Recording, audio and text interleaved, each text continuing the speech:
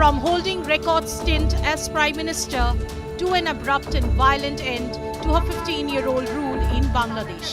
জীবনের নিরাপত্তা, রাষ্ট্রীয় সম্পদ রক্ষা করার দায়িত্ব এখন আমাদের। So is Bangladesh on a path to stability or further turmoil? क्या आप सोच सकते हैं कि एक हुकूमत जो 15 साल से राज कर रही थी एक दिन में गिर जाए? क्या आपने कभी सोचा है कि एक मुल्क का लीडर किस तरह अपनी ताकत खो देता है और कैसे अवाम के गुस्से का तूफान उसे अपने ही मुल्क से भागने पर मजबूर कर देता है? ये है कहानी शेख हसीना की। शेख हसीना वाजिद एक जानी मानी बांग्लादेशी सियासतदान 28 सितंबर 1947 को धानमोंदी ढाका में पैदा हुई। उनके वालिद शेख मुजीबुर रहमान को बांग्लादेश का बांग्ला बांधू कहा जाता है, जो बांग्लादेश के पहले प्रेसिडेंट और बाद में प्राइम मिनिस्टर बने रहे। हसीना ने अपनी तालीम ढाका यूनिवर्सिटी से हासिल की और 1981 में बांग्लादेश अवामी लीग की लीडरशिप संभाली अपने वालिद के कत्ल के बाद। 1981 से 1996 तक शेख हसीना ने मुश्किलात का सामना किया और अपनी पार्टी को मजबूत बनाया। 1996 में वो पहली मर्तबा बांग्लादेश की प्राइम मिनिस्टर बनी।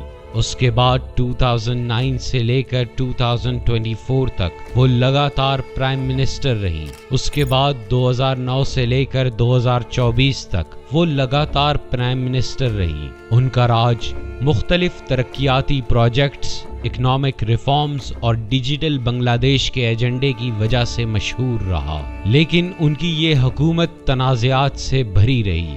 इलेक्शंस में धांधली के इल्ज़ाम, अपोजिशन लीडर्स का अरेस्ट और मीडिया पर पाबंदी इनकी हुकूमत के दौरान आम बात बन गई थी। हसीना ने अपनी हुकूमत के दौरान बांग्लादेश को इकोनॉमिक ग्रोथ की राह पर डाल दिया। उनकी हुकूमत के दौर में जीडीपी ग्रोथ 7% से ज्यादा रही। उनके डिजिटल बांग्लादेश इनिशिएटिव ने मुल्क को टेक्नोलॉजी और इनोवेशन के मैदान में आगे बढ़ाया, लेकिन उनका राज मुख्तलिफ तनाज़ात और कंट्रोवर्सीज से भरा रहा। मुखालिफिन उन्हें एक डिक्टेटर के तौर पर देखते थे जो अपनी ताकत को बरकरार रखने के लिए किसी भी हद तक जा सकती थी। उनकी हुकूमत पर इलेक्शंस में धांधली, मीडिया सेंसरशिप और अपोजिशन के अगेंस्ट हार्श एक्शंस के इल्जाम लगते रहे।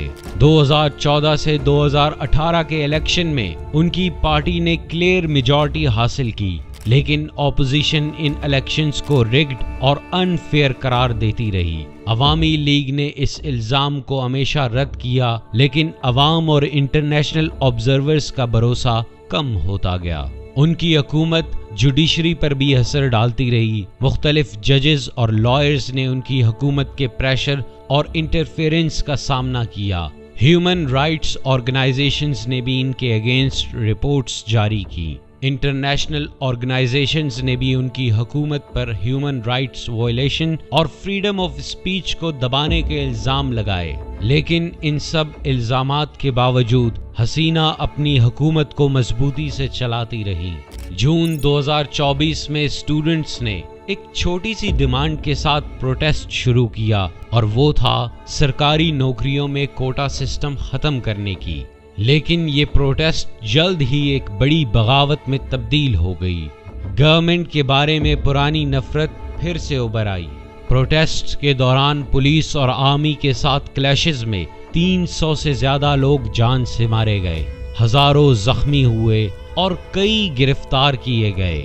अवामी लीग के मकबूल लीडर्स भी इन अनरेस्ट से महफूज नहीं रहे। प्रोटेस्ट्स के बारे में सोशल मीडिया पर मुख्तलिफ कैंपेन्स चलाए गए। इंटरनेट शटडाउन और कम्युनिकेशन ब्लैकआउट भी हुकूमत ने लगाए, लेकिन अवाम का गुस्सा बढ़ गया।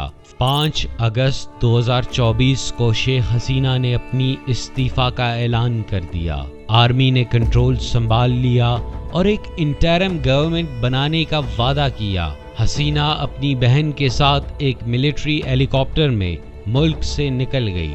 उनका ये इस्तीफा उनके 15 साल के राज का आखिरी सफ़ा बन गया। جنرل وقار الزمان نے کہا کہ آرمی اب امن و امان قائم کرنے اور رسپانسبل لوگوں کو سزا دلانے کے لیے کام کرے گی۔ شیخ حسینہ کی حکومت ایک مثال ہے کہ کس طرح طاقت اور اختیارات انسان کے گرد گھیرا ڈال سکتی ہے۔ ان کی کہانی ایک یاد دہانی ہے کہ عوام کی آواز کو کبھی دبایا نہیں جا سکتا۔ عوام نے ثابت کر دیا کہ وہ اپنی حقوق اور انصاف کے لیے لڑ سکتی ہے، لیکن اب سوال یہ ہے کہ بنگلہ دیش کا مستقبل کیا ہوگا؟ انٹرم گورنمنٹ ملک کو ایک نیا راستہ دے سکتی ہے؟ کیا ملک میں عوام اور انصاف قائم ہو سکے گا؟ یہ سب وقت ہی بتائے گا۔ شیخ حسینہ کے سپورٹرز کے لیے یہ ایک افسوسناک موڑ ہے، لیکن مخالفین کے لیے یہ ایک امید ہے۔ بنگلہ دیشی عوام کے لیے یہ ایک نئی شروعات کا وقت ہے۔ شیخ حسینہ نے اپنی لمبی حکومت میں بہت کچھ حاصل کیا، لیکن کنٹروورسیز ان کے نام کے ساتھ ہمیشہ جڑی رہیں۔ اب ملک کے لیے ایک نیا دور شروع ہو رہا ہے۔ بنگلہ دیش کا یہ سفر آسان نہیں ہوگا، لیکن اگر عوام اور لیڈرشپ مل کر کام کریں تو یہ ملک پھر سے ترقی کی راہ پا سکتا ہے۔ کیا بنگلہ دیش ایک نیا راستہ اپنائے گا؟ کیا نئی لیڈرشپ عوام کی امیدوں پر پورا اتر سکتی ہے؟ یہ سب اگلے چند ہفتوں اور مہینوں میں سامنے آ جائے گا۔ حسینہ کی حکومت کو ہسٹری میں مختلف نظر سے دیکھا جائے گا۔ کچھ لوگ انہیں بنگلہ دیش کی اکنامک پروگریس کی راہ پر ڈالنے والی لیڈر کے طور پر یاد رکھیں گے، لیکن کچھ کے نزدیک وہ ایک ڈکٹیٹر تھی جس نے اپنی حکومت کو برقرار رکھنے کے لیے ہر لمٹ کراس کی۔ ان کی حکومت کے دور میں انفراسٹرکچر ڈیولپمنٹ، ہیلتھ سیکٹر میں ریفارمز اور ویمن امپاورمنٹ کے لیے بہت کچھ کیا گیا۔ انہوں نے ملک کو انٹرنیشنل اسٹیج پر مضبوط بنایا، لیکن اندرونی معاملات میں ان کی اپروچ اکثر کنٹروورشل رہی۔ حسینہ نے ویمن امپاورمنٹ کے لیے بہت کام کیا۔ ان کی لیڈرشپ میں کئی عورتوں کو کی پوزیشنز ملی اور جینڈر ایکویلٹی کے لیے بہت انیشیٹیوز لیے گئے، لیکن ان کی حکومت میں ہیومن رائٹ وائلیشنز بھی سامنے آئیں۔ پولیٹیکل ڈسینٹ کو دبانے کے لیے انہوں نے ہارش میئرز لیے، پروٹیسٹرز پر ظلم، اپوزیشن لیڈرز کا اریسٹ اور میڈیا سینسرشپ نے ان کی حکومت کو کنٹروورشل بنایا۔ ہیومن رائٹس آرگنائزیشنز اور انٹرنیشنل باڈیز نے مختلف رپورٹس جاری کی جس میں ان کے ایکشنز کو کنڈیم کیا گیا۔ ایمنسٹی انٹرنیشنل اور ہیومن رائٹس واچ نے بنگلہ دیش کے حالات پر اپنے کنسرنز کا اظہار کیا۔ ان آرگنائزیشنز نے رپورٹ کیا کہ شیخ حسینہ کی حکومت اپنی طاقت کو برقرار رکھنے کے لیے ہیومن رائٹس وائلیشن کو نظر انداز کر رہی ہے۔ شیخ حسینہ کے استعفیٰ اور بنگلہ دیش میں بگڑتے ہوئے حالات پر انٹرنیشنل کمیونٹی کا بھی بھرپور ری ایکشن آیا۔ ورلڈ لیڈرز نے ان کے استعفیٰ کو ایک نیا موڑ قرار دیا اور بنگلہ دیش کے عوام کے حقوق اور انصاف کے لیے اپنی حمایت کا اظہار کیا۔